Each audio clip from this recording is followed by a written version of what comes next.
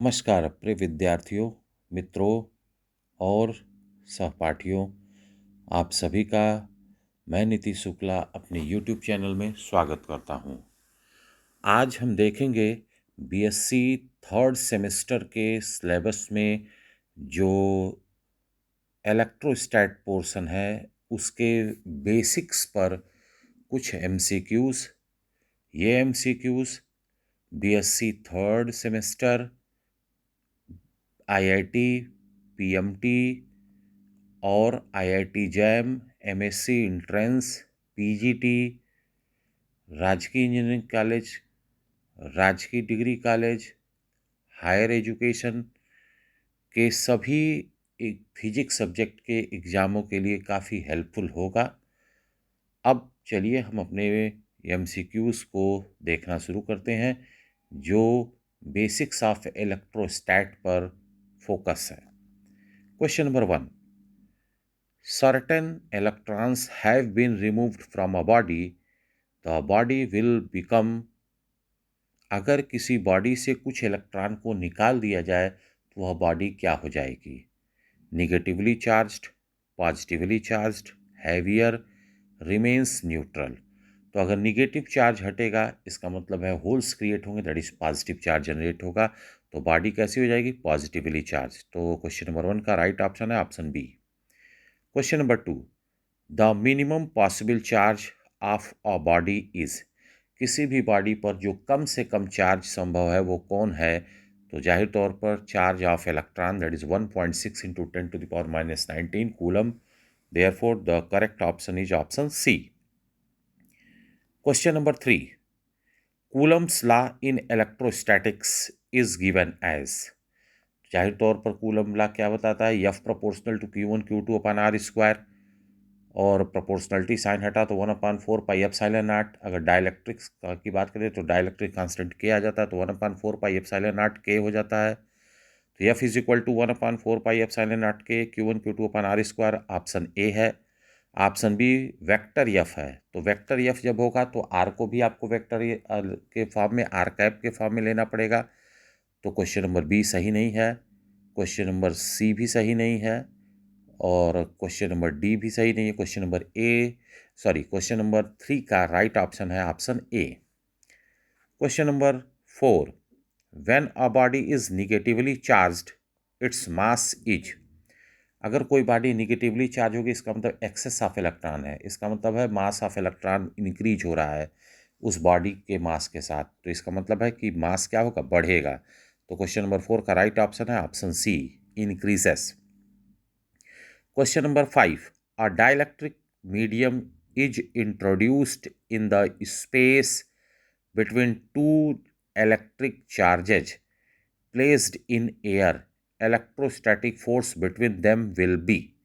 तो अभी अभी मैंने ऊपर बताया है कि इलेक्ट्रोस्टैटिक फोर्स होगा F is equal to 1/4 pi epsilon naught के Q1 Q2 upon R square. तो अगर किसी भी दो चार्जेस के बीच में आप डाइलेक्ट्रिक एयर की जगह पर डाइलेक्ट्रिक मीडियम को इंक्रीज करेंगे, इसका मतलब डाइलेक्ट्रिक कांस्टेंट का मान बढ़ेगा, के का मान बढ़ेगा, तो 1/4 पाई एप्सिलॉन नॉट के का मान घट जाएगा। इस तरह से आप पाएंगे कि क्वेश्चन नंबर 5 का राइट ऑप्शन है ऑप्शन बी, डिक्रीज करेगा। क्वेश्चन नंबर 6, गास लॉ इन इलेक्ट्रोस्टैट इज। बहुत ही कॉमन प्रश्न है कि इलेक्ट्रोस्टैट का गास लॉ क्या होता है? तो divergence of vector E is equal to rho upon epsilon naught. Therefore question number 6 का ऑप्शन है option B. Question number 7, integral form of Gauss law is. Integral form क्या होता है? तो surface integral vector E dot vector D S is equal to Q upon epsilon naught. That is question number 7 का right option है option A. ये सब questions एकदम देखते ही याद होने चाहिए, दिमाग में फीड होना चाहिए। Question number 8, which of the following is dielectric. इनमें से कौन डाइलेक्ट्रिक है? कापर, सिल्वर, जर्मेनियम, ये सब तो सेमीकंडक्टर और मेटल्स हैं, तो जाहिर तौर पर mica, yes mica is dielectric. तो क्वेश्चन नंबर 8 का राइट ऑप्शन है option D. Unit of electric field intensity is. Electric field intensity की यूनिट क्या होती है? तो न्यूटन पर कूलम। न्यूटन पर कूलम में ध्यान रखिए, मैंने इसके पहले भी क्लासरूम में डिस्कस किया था कि किसी भी साइंटिस्ट के नाम पर जब कोई यूनिट रखी जाती है तो उस यूनिट को जब हम फुल फॉर्म में लिखते हैं तो स्मॉल अल्फ़ाबेट से शुरुआत करते हैं, और जब शॉर्ट फॉर्म लिखते हैं तो कैपिटल अल्फ़ाबेट लेते हैं। जैसे न्यूटन को अगर हम लिखेंगे फुल फॉर्म में तो स्मॉल एन न्यूटन में लिखा जाएगा, अगर हम शॉर्ट फॉर्म में लिखेंगे तो कैपिटल एन लिया जाएगा। तो therefore here in question number 9 you can see that option A is in small letter and option B is in capital letter. So option A is right option. Question number 10. The equation which shows that electric field is conservative is. कोई भी field conservative है, इसको आप तभी कह सकते हैं जब उसका कर्ल लेने पर वैल्यू जीरो हो जाए। तो एकदम ये बात फीड होनी चाहिए, कंडीशन ये है, इसका मतलब curl of vector is equal to zero. That is question number 10 का राइट ऑप्शन है option B. Two charges plus q and minus q are separated by a very small distance L. The dipole moment of dipoles thus formed will be.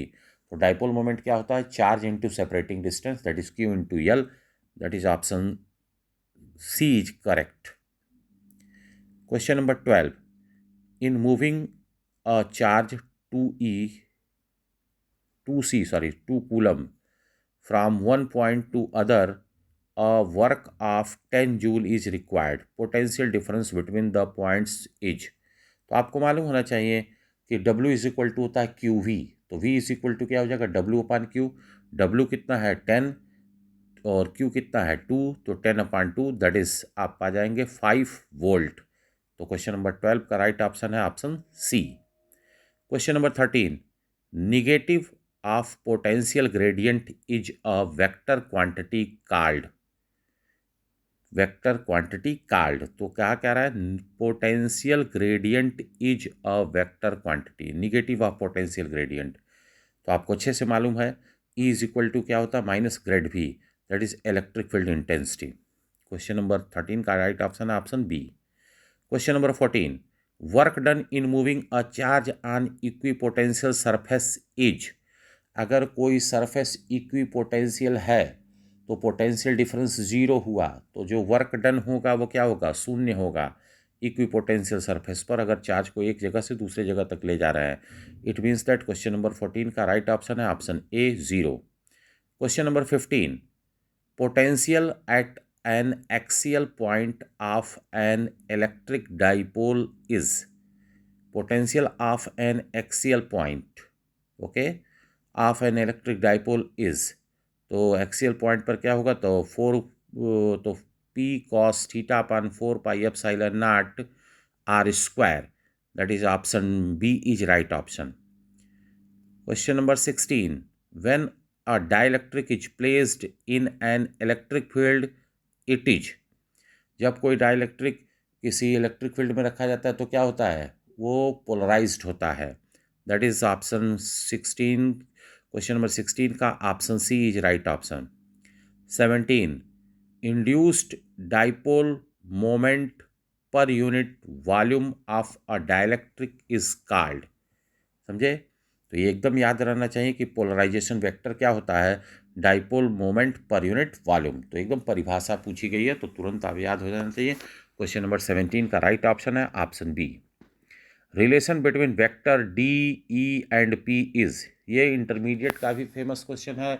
हमें लगता है कि अगर यह इलेक्ट्रोस्टैट किसी भी स्टैंडर्ड में रहा होगा तो उससे रिलेटेड, चाहे पॉलिटेक्निक का एग्जाम आप दिए होंगे 10+2 लेवल में, चाहे किसी भी इंजीनियरिंग इंट्रेंस एग्जाम में बैठे होंगे, तो ये प्रश्न जरूर पूछा गया होगा।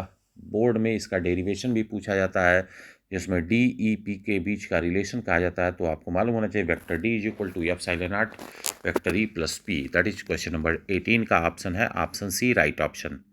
Question number 19. When a dielectric medium is introduced in between the plates of parallel plate condenser, the induced charge Q is given by Q is equal to Q naught bracket में 1 minus 1 upon K, that is option is A right. Question number 19 का A. 20. Dielectric strength of a dielectric is expressed in. Dielectric strength को की unit क्या होती है ये कहा जा रहा है। तो जाहिर तौर पर आपको मालूम होना चाहिए जो इंटेंसिटी होता है दैट इज वोल्ट, आप कहते हैं upon distance, that is volt per metre, तो V upon M, that is question number 20 का right option option A. Question number 21. A charge q is placed at the center of a cube. The electric flux through each face will be. ये भी बहुत famous question है, बहुत common question है, बहुत बार entrance exam में पूछा जा चुका है कि अगर कोई क्यूब है उसके सेंटर पर कोई चार्ज रख दिया जाए तो उसके कारण से जो इलेक्ट्रिक हर फेस से इलेक्ट्रिक फ्लक्स होगा वो कितने के बराबर होगा। तो Q/6 epsilon naught, that is option C. ये सॉल्व करना पड़ता है, लेकिन अगर रिजल्ट आप डायरेक्ट याद रखें तो ज़्यादा अच्छा होगा। तो क्वेश्चन नंबर 21 का option C, that is Q/6 epsilon naught. तो इस तरह से हमने इस वीडियो में इलेक्ट्रोस्टैट के बेसिक प्रॉब्लम को देखा है, जो किसी भी इंट्रेंस एग्ज़ाम में जहाँ भी फिजिक्स सब्जेक्ट होगा और उसमें इलेक्ट्रोस्टैट सिलेबस में होगा तो काफ़ी हेल्पफुल रहेगा आप सभी लोगों के लिए। तो बीएससी थर्ड सेमेस्टर के साथ साथ कंपटीशन के पर्पज़ से भी काफ़ी इम्पॉर्टेंट है यह वीडियो। मैंने इस वीडियो के माध्यम से बेसिक्स ऑफ इलेक्ट्रोस्टैट को आपको एक बार रिमाइंड कराया है। उम्मीद है ये वीडियो आपके लिए काफ़ी मददगार साबित होगा। तो आप सभी हमारे यूट्यूब चैनल को सब्सक्राइब करें, लाइक करें और हमारे वीडियोस को अधिक से अधिक लोगों को शेयर करें, ताकि इसका लाभ अधिक से अधिक स्टूडेंट्स और कॉम्पिटिटिव एग्ज़ाम की तैयारी कर रहे स्टूडेंट्स ले सकें। धन्यवाद।